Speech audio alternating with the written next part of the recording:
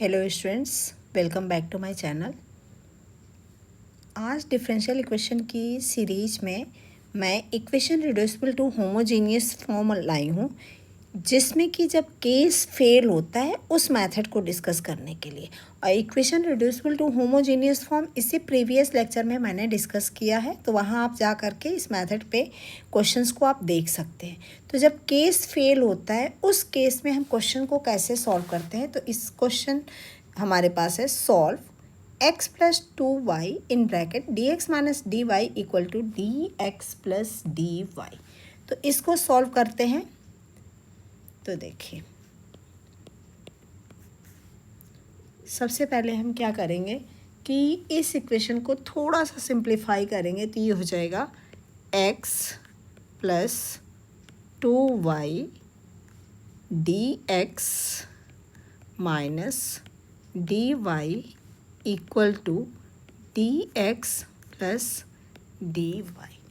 अब इसको हम क्या करेंगे, dx के टर्म को एक साथ लिखेंगे और dy के टर्म को एक साथ लिखेंगे। तो ये हो जाएगा x और प्लस 2y dx, और यहाँ से dx को इधर लाते हैं तो minus dx equal to dy वाले सारे टर्म को इधर ले जाते हैं। तो ये हो जाएगा, एक सेकेंड,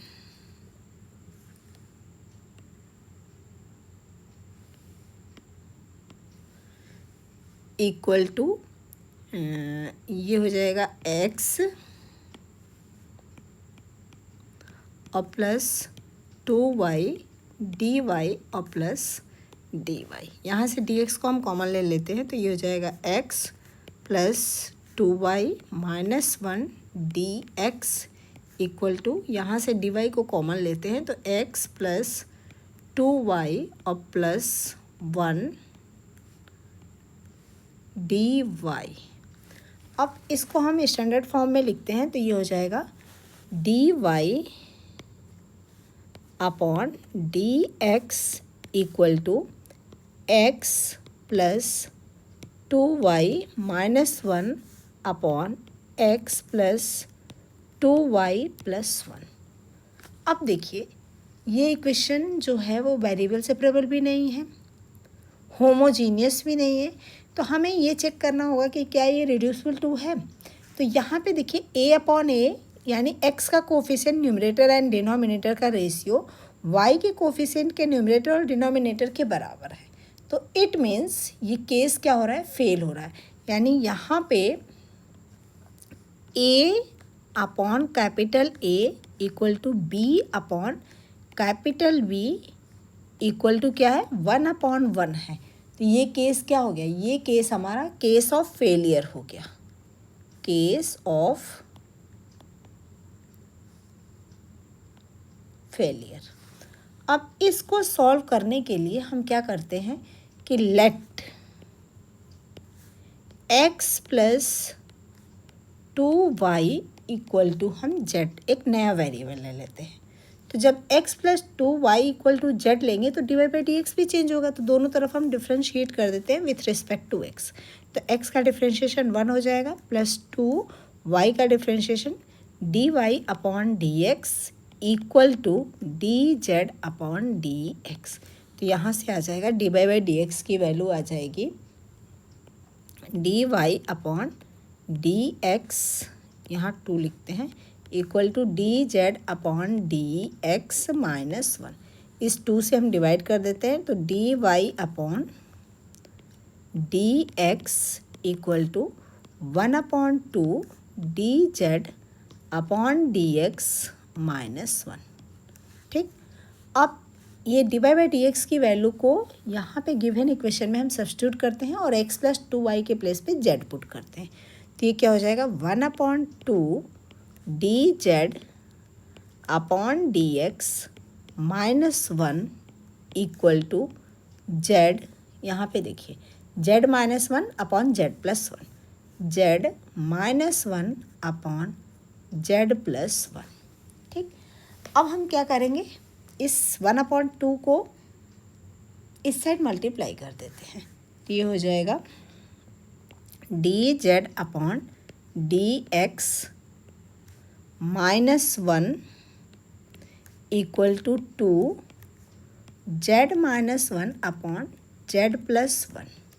इस वन को लेफ्ट से राइट में ले जाते हैं तो ये हो जाएगा D Z upon D x equal to 2 Z minus one upon Z plus one और प्लस वन। एलसीएम ले लें तो ये हो जाएगा 2z minus 2 plus Z plus one upon Z plus one.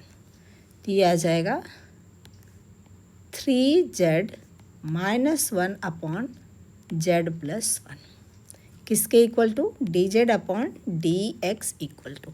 अब ये इक्वेशन किस फॉर्म में आ गई, which is variable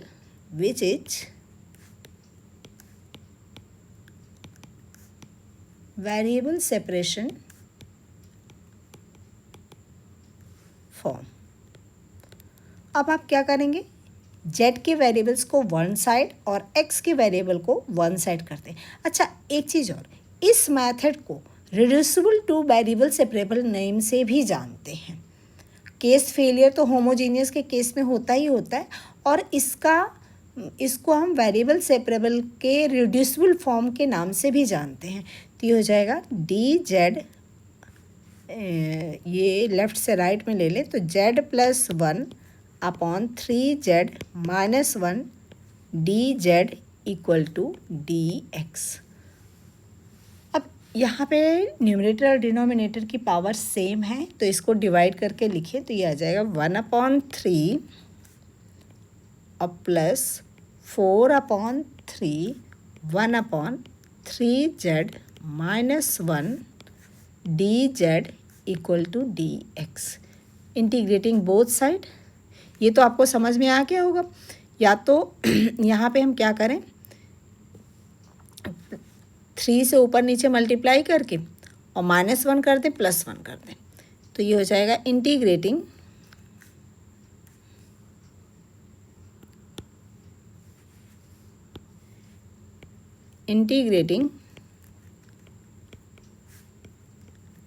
both side.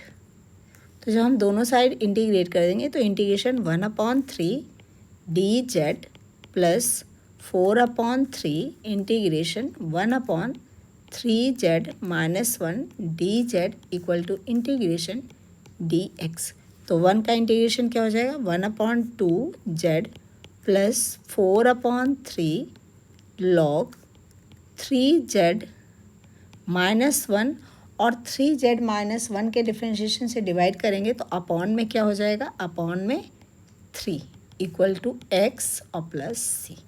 ये हो जाएगा 1/2z plus 4/9 log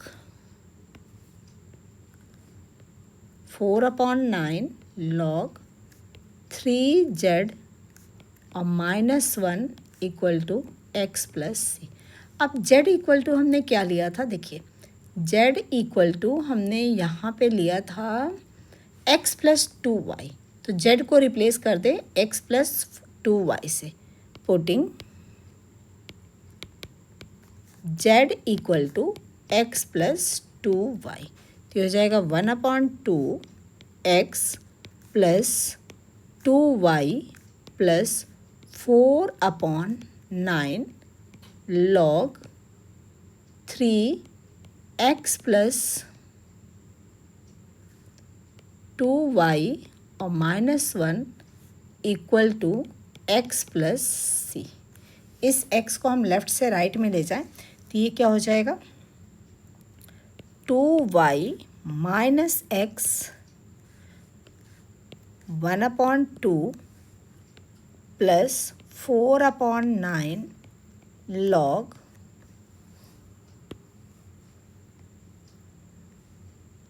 3x plus 6y और -1 इक्वल टू सी। यही हमारा फाइनल जो है आंसर हो गया। होप आपको समझ में आ गया होगा। इसके बाद हम नेक्स्ट वीडियो में एग्जैक्ट डिफरेंशियल इक्वेशन का सॉल्यूशन लेके आएंगे, तो आप चैनल पे बने रहिए। Thank you.